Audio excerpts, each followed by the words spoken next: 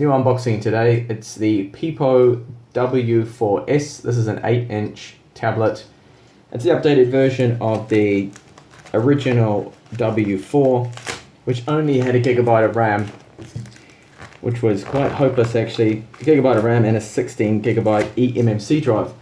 PiPo have upgraded the specs and they have now updated the drive to be a 64 gigabyte eMMC, which for me is the bare minimum you really want to have on a dual boot tablet such as this one. Hopefully I can get into the box here. It's well wrapped up. Try not to cut my fingers off or anything. Okay, so the tablet, I got this one off AliExpress like I do with most of my tablets. And it's just actually come out. They've included a European adapter there for me. So this is the W4S, and you can see it's an 8-inch tablet. It's dual boot Windows and Android. And let's see if we have any specs. Okay, some specs here on the back. You can see that they've, as I mentioned, upgraded a few things there. So 2 gigabytes of RAM, and the main thing here is the cameras too. They've got a 2 megapixel front facing camera and a 5 megapixel rear facing camera. Now normally these tablets only have a 0.3 front facing camera, which is absolutely hopeless. It takes a horrible image, it's all washed out and blurry. Kind of okay for Skype maybe, but even then it looks really bad. Now 5 megapixel is a lot better than the normal standard 2 megapixel we get. And I don't think there's any 8-inch tablets out there that have the 64-bit drive. This is probably one of the first ones to have that, at least in the 8-inch range. Okay, so it has been sealed up. Make sure the seal is intact before opening. Okay. Got this from internal team on AliExpress if you wanted to use the same seller.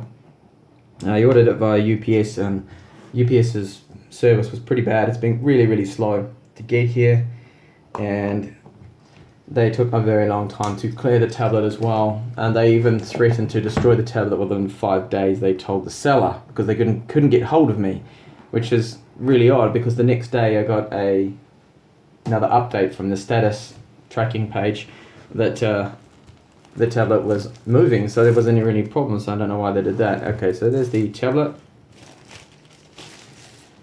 It looks exactly like the Chewy VI8, which I've reviewed just recently,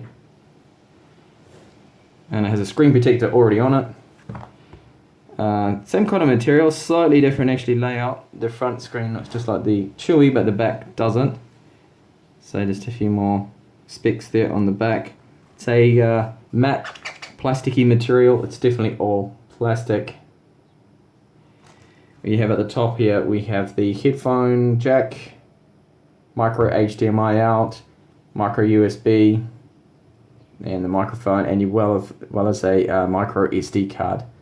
So everything's micro there, and that's good though. The micro SD card, I'll find out how much that supports. It should be able to handle 64 gigabytes at least, maybe even 128. And there's that 5 megapixel camera on the rear. If you're keen to see samples taken with this camera, I will upload them to techtablets.com later in the review of this tablet, so do stay tuned for that later on. And on the right side we have here power on and volume rocker. There's a front facing 2 megapixel camera, and on the left nothing, on the bottom nothing there as well. So all the action, everything that's going on is all kept on the top there, so that's good to keep it all in the same area. I like them when they do that with the tablets. Okay, so what else is in the box? Just have a quick look here. So we have some warranty card information. There's a bit of English there, and we should have the charger underneath. If I can just get this thing out.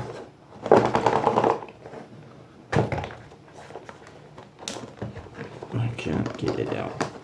Oh, that was hard to remove. Okay, and inside there is a charger, and let's have a look at the output. So PiPo charger, brand charger, so 5 volts, 2 amp,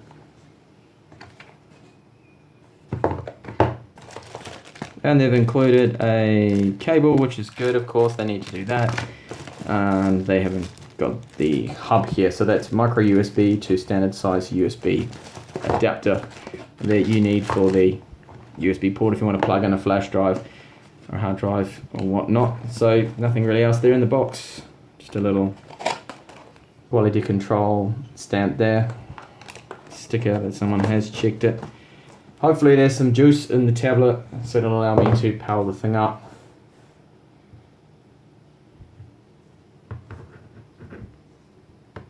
Alright.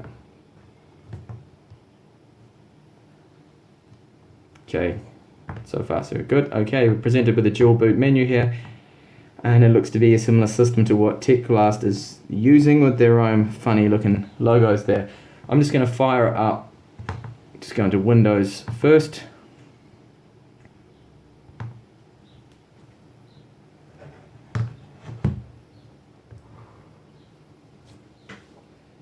See how long that takes to boot.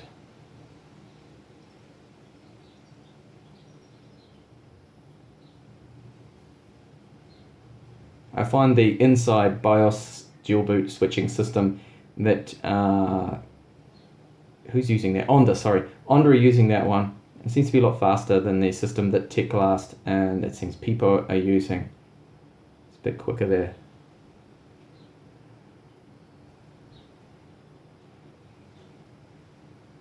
Okay, hopefully the seller did put this into English, and yes they have, so that is good.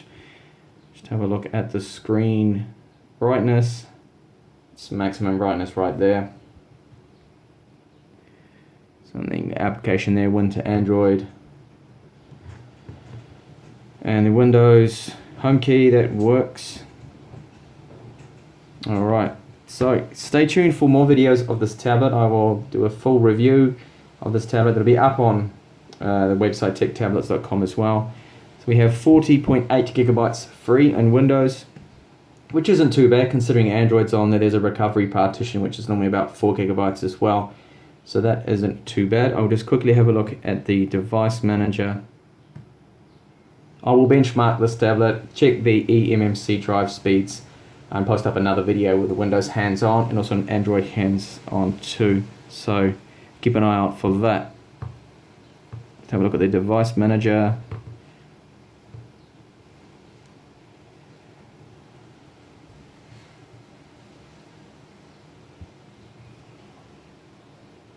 And have a look at the disk drive. It's a Samsung, the eMMC. I don't see many Samsungs. I did see one on the PiPo mini PC and it was horribly slow, so hopefully this isn't the case here.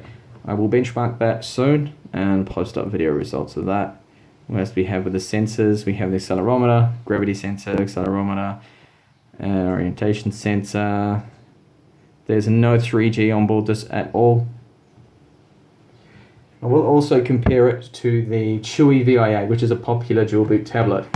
You can see them here side by side, they look identical. There's no real difference here, apart from maybe the logos are slightly smaller on the PiPo.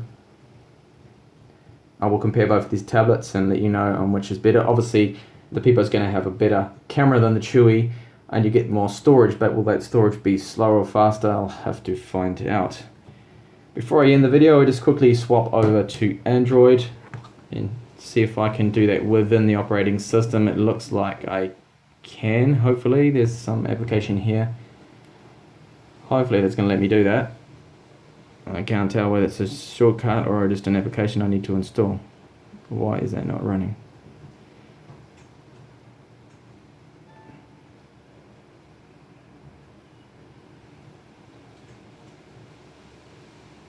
Alright, so that's going to let me just switch straight out now to Android, which is good.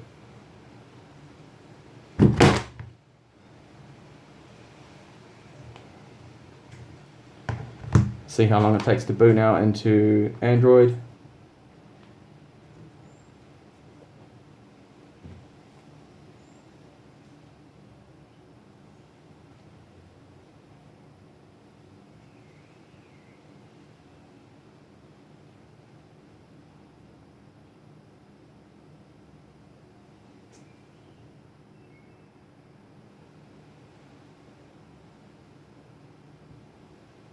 There we go, the stock Android boot screens just popped up and we're in.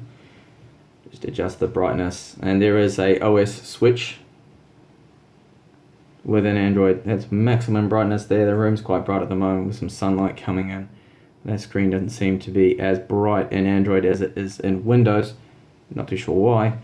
So clicking that, pushing that, will switch over then into Windows. So have a look at the ROM. Wow, very, very vanilla Android. And there's no Play Store.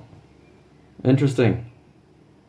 Being a Chinese tablet, they don't have Play Store available to them within China, but often they do install that. At least TechGlass do, Onda do as well. But PiPo here, for some reason, haven't installed that. So that's something that will need to be done. Install Google Play services and Google Play and see if I can get that up and running. I will do some gaming tests as well and Tutu benchmark. So do stay tuned and subscribe to my channel for those if you are interested in this tablet. If you did like this video, please give me a like. And thank you for watching. Hopefully see you in my next video. Bye for now.